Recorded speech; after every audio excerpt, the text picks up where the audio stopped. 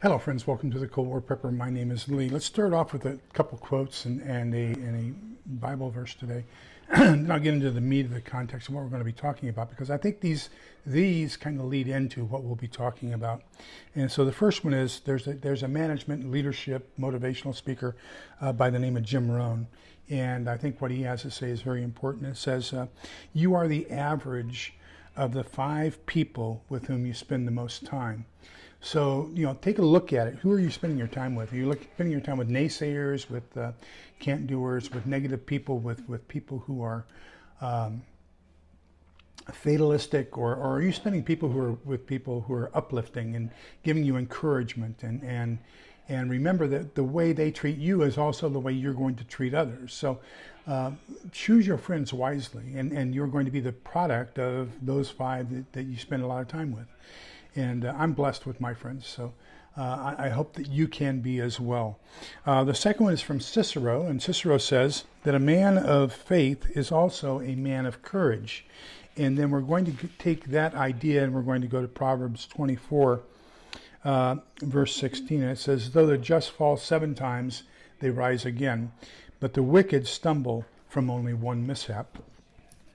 So what I would like to talk about today is the world situation, the country situation, the bloc situation, whatever. We have elections coming up.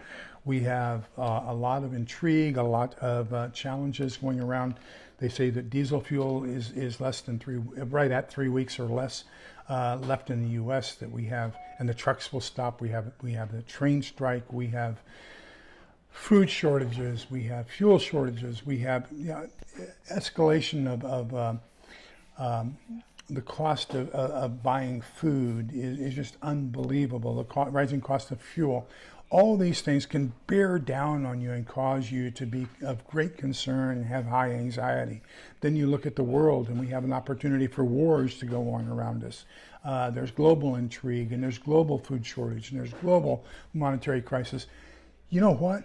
It's too much, and the average human being just can't deal with it.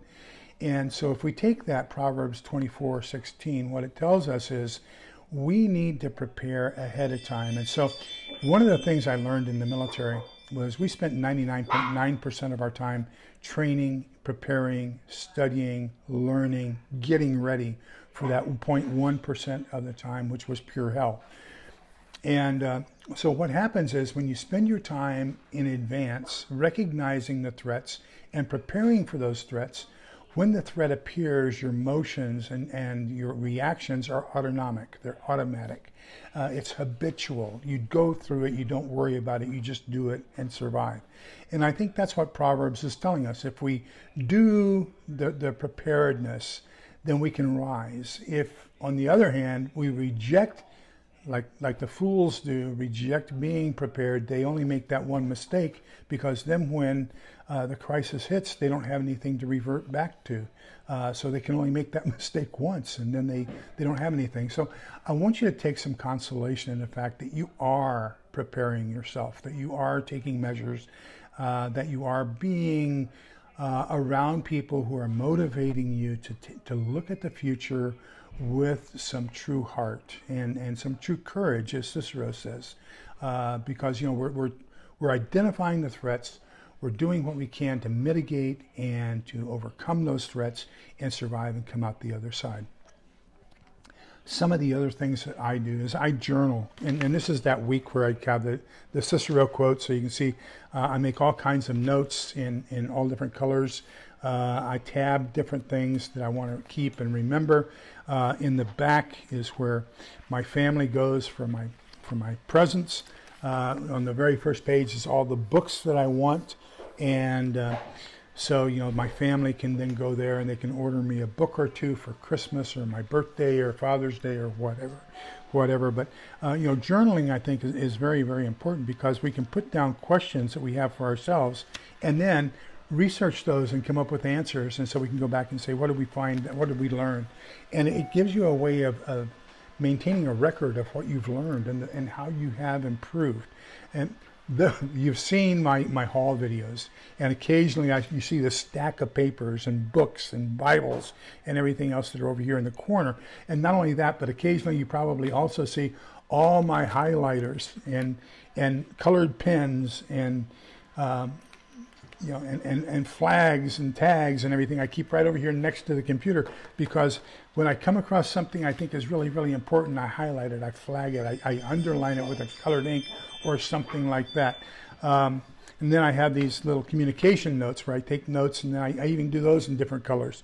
So, by journaling and by writing down the prevailing thoughts and questions that you have each day, you can also find the answers, and then that gives you something, that gives you a little bit of confidence, because at the end of the week, you now have 3 or 4 answers to questions you've asked yourself that you didn't have before. And so that gives you a little bit more incentive and a little bit more pride in what you've accomplished, and a little bit more self-assuredness. But I begin each day in prayer. So I start the day off. I say the Glory Be before I even get out of bed, and then I come to the computer, and the Catholic company gives me the morning prayer, it gives me the Bible verse for the day, the saint for the day. So I probably spend 15 minutes going through that. And then Jonathan Kahn has an email that he sends out on a daily basis, and it's called Sapphires, and I subscribe to that, and so then I get his take on what's going on. Amazing how many times Sapphires is in conjunction with what the Catholic Church is putting out, or with the biblical reading that I had for the day. So today, it just so happened that Sapphires was talking about what we read in the second book of Maccabees, chapter 4, this morning for our Bible study. It's really great how all these things kind of come together.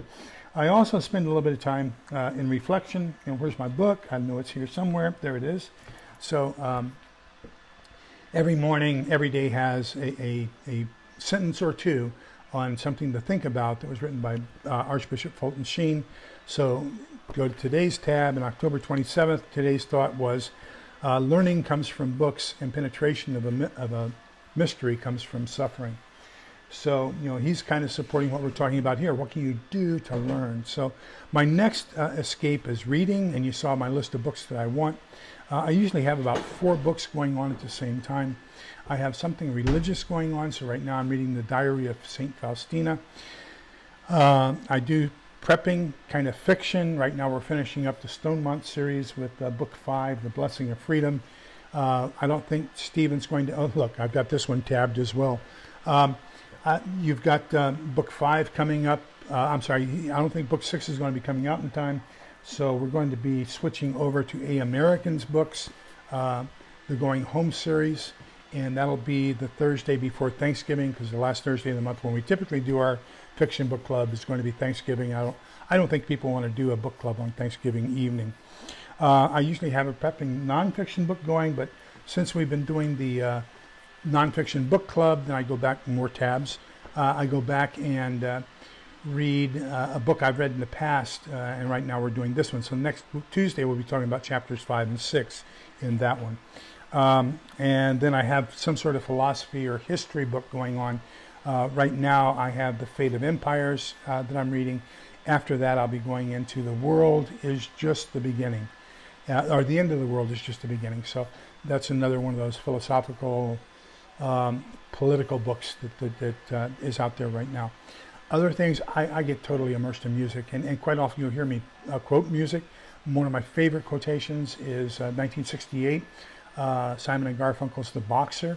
Paul Simon wrote the song. The end of the very first stanza is 2 lines, and it says, "Man hears what he wants to hear and disregards the rest." And quite often, if you don't have an open mind, what you do is you'll hear somebody say something that kind of supports you, and you listen to that, but then when they negate that, you refuse to listen to that. So you only hear what you want to hear. And the other facts, be damned. You don't care about those. All you want to hear is what you want to hear. And, we need to open our minds. And so that I quite often quote that to people who have closed minds. I quite often quote it to myself, saying, remember, is this valid information I need to be that antithesis to my thesis, so that I can have a synthesis and move towards a new thesis and constantly evolve. Another one is, there was a story about a guy who paid his way through college by whittling. with a Swiss Army knife, and he would sell his carvings at local fairs, and that's how he paid for his college. So yeah, Swiss Army knife whittling is a big thing that I really enjoy and really like. As a matter of fact, this one, I liked it so much I bought another one. And then when my mother passed away and my sister started, divvying up all the stuff that we had, she found this one in something that my mother had, a box of treasures of mine. And so I guess she kept this from my Boy Scouts. And so this is the original one, and the replacement for it's out in my get home bag out in the pickup. Gardening is another good one, although for me gardening is frustrating. I have not had a success yet. I had a little bit of a good tomato crop this year. Dismal failure with the cabbage, the lettuce, the radishes, my potatoes. I broke my hip right when I should have been picking those up. Now they're going through this second growth, so they've all those potatoes have rebudded, and now we're in the second growth of that. So maybe I'll get something out of that and be able to salvage it. The blueberry bush is doing fine. The blackberry bush is doing fine. The raspberries I killed somehow or other. I have not been able to get a garlic to come out of the ground yet. So, I mean, I'm learning. So it's kind of frustrating, but at the same time, it's exhilarating. Cooking is another one of those things I really, really enjoy. We bought a can cooker and the recipe book with it. We've tried 2 of the recipes so far. We tried the paprika chicken stew, and then we just tried the burgundy beef stew, and we've really liked both of those. As a matter of fact, we did a burgundy beef stew last night. And I videotaped these. I just need to learn how to edit these so I can get them all, because there's 45-minute prep time or cook time in the middle that I didn't want to keep recording. So I got to learn how to splice 2 together to make one and edit that and everything else, and I'll have those available to you. 2 different things I've done, cooking new things here in the recent past. Another great one is fishing, and I do that. Spring and fall is the time to fish in Texas. Summer's too hot, although that's when all the bass tournaments are, and winter's too cold. But there's this fantastic little gizmo that's made for cat fishermen. So it's you stick it in the ground. It's kind of a spring, a big coiled spring. You stick your rod down inside of it, and then you can just sit there and read a book while your bobber's out there with maybe not even a hook on it. But anyhow, fishing is another one of those things you can do to kind of relax and get yourself away from the tediums of the day and all the worries that you have. Sometimes just driving out there to your favorite fishing hole is just a good enough thing there. Walking, exercising, jogging. I'm not a jogger. I made myself a promise the day I retired from the Army I'd never run another step for the rest of my life. I've kept that that promise now since February 1st of 1991, and I don't think I'll ever run another step the rest of my life, but I will walk and do other exercises. I had a guy, when I was at Field Station Augsburg in the late 70s, I lived in the NCO barracks, and so the NCOs, there were only 3 rooms that had 2 people to a room, and so when you first got there, the newest guys there always stayed in the double room, and then as you became more senior and the more senior guys moved out on a 3-year rotation, you would move into a private room. So for a while I had as a roommate a guy who was going through a divorce, and his wife left Germany, went back to the States, and he came in and lived with me, and the 2 of us were in a room together. And he spent all his time getting over his doldrums from the divorce and everything, either knitting or crocheting. I don't know which is which, but that's what he did to get rid of his stuff. So find a hobby, find something you can do, find something productive to do, find something where you can learn, where you can escape the tediums of the world, and see if you can't prepare yourself through study, through practice, to fall 7 times and make sure you stand up the 8th time afterwards, because you don't want to be that one guy who's a fatalist and doesn't get prepared and doesn't have a chance at the end of all this. So remember, we're all in this together so we can come out the other side together. Please be kind, polite, and respectful to each other, because togetherness is the key. Bye-bye.